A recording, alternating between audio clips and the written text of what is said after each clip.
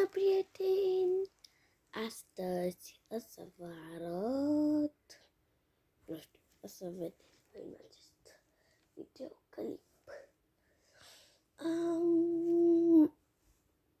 Vreau să văd dacă știți. Așa. Acum, haideți să luăm lucrul ăsta. Știi cineva ce e? Eu zic că nu. E un creion, un mine, caiocă. Se vede. Nu se văzut. Așa. E o cariocă. Și vreau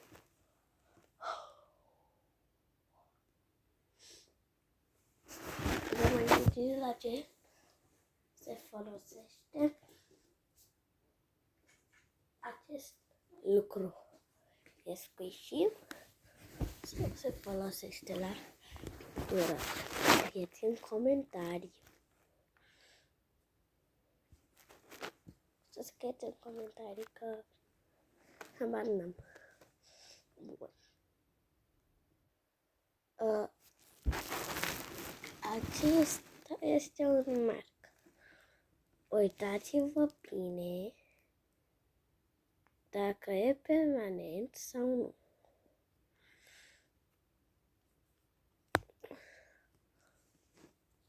E permanent sau nu?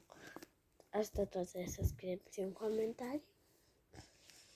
Și o să întorc camera.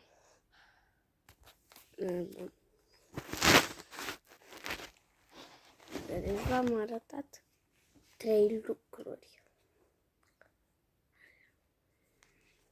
Și acum o să, cred că ați văzut chestia aia. Da, deci cred că ați văzut-o toți cu... În fine, dacă o să vadă...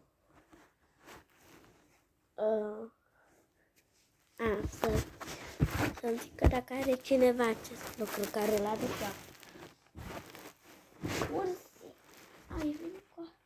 El e Ursi. Ursul meu preferat și o să fac videouri cu el. Prieten, cred că l-am câștigat, dar în fine. Și ghiciți ce emoji este aici. Corect, ați ghicit.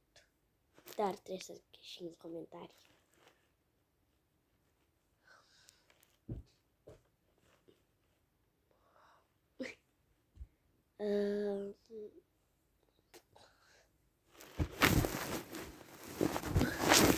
Bun, ghiciți dacă asta i-a scăpat o din asta. Ce uite o din asta. O buliță. Ghiciți, uitați-vă bine pe partea asta.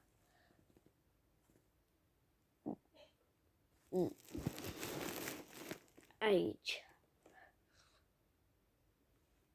Uitați. Aici a picat aici. O minută. Acolo. Bun.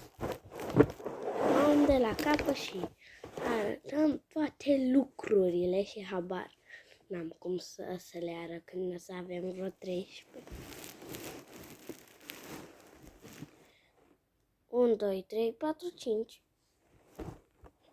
Mai trebuie 8. Și le arăt.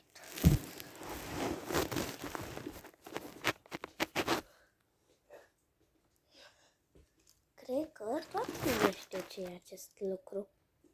Nu? Am văzut că câțiva copii dar folosesc ceva de gen. Știi, să dea la coș cu ăsta, cu fixul. se mai folosește și așa.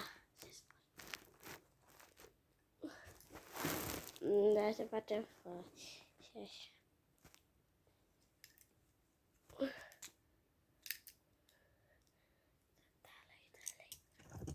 Mamă, cred că m-am blocat.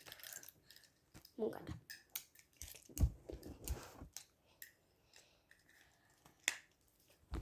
Nu mai am timp, videoclipul se încheie aici. Dar să dați, deci facem că ăsta e degel.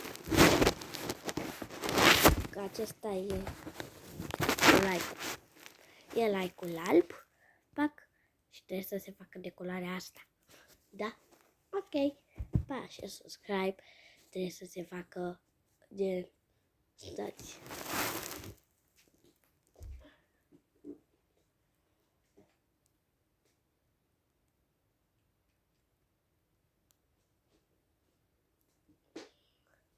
Trebuie să se...